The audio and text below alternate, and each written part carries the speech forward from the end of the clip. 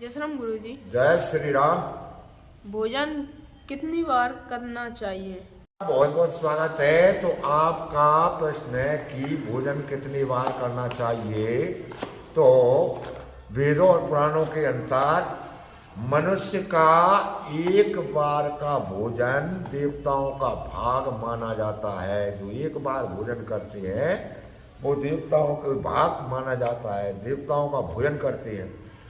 और दूसरी बार का भाग जो मनुष्य भोजन दूसरी बार करता है वो मनुष्य का भोजन है। और जो तीसरी बार भोजन करता है वो दैत्यों का भोजन है। वो दैत्य करते हैं 3 बार भोजन।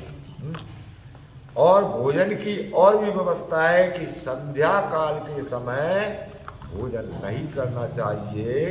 गोधूली बेला में जैसे विवाह की लगन होती है उस समय में भोजन नहीं करना चाहिए। और गृहस्थ आदमी को चाहिए कि पहले देवताओं, ऋषियों, मनुष्यों और अतिथियों को भोजन कराएं। इसके बाद पितरों और देवताओं का पूजन करके स्वयं भोजन करें। ये मनुष्य गृहस्थी का धर्म है। भोजन हमेशा पूरब या उत्तर की ओर मुंह करके भोजन करना चाहिए। पूर्व की ओर मुख करके भोजन करने से मनुष्य की आयु बढ़ जाती है। सदा पूर्व की ओर जिधर से सूर्योदय होता है उस ओर मुख करके अगर भोजन करते हैं तो आपकी आयु क्षीण नहीं होगी, रोग नहीं होगा, निरोग रहेंगे।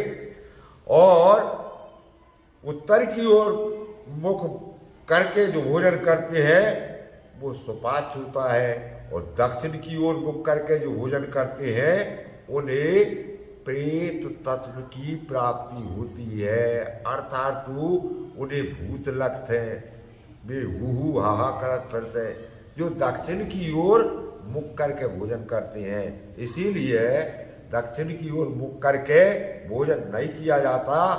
और पश्चिम की ओर मुख करके जो भोजन करते हैं, सूर्य अस्त जिधर होता है उन्हें रोग की प्राप्ति होती है। वे शुगर और बीपी से अन्य रोगों से पीड़ित हो सकते हैं। इसीलिए सबसे उत्तम है पूरब और उत्तर की ओर मुख करके भोजन करने से निरोगता तथा धन की प्राप्ति होती है। भोजन सदा एकांत में करना चाहिए। ऐसे यज्ञ आदि, विवाह आदि की बात अलग है, लेकिन वैसे भोजन, भजन, मैथुन तीनों एकांत की चीजें हैं। और बिना स्नान किए भोजन कभी नहीं करना चाहिए। बिना जप किए वो भोजन कभी नहीं करना चाहिए।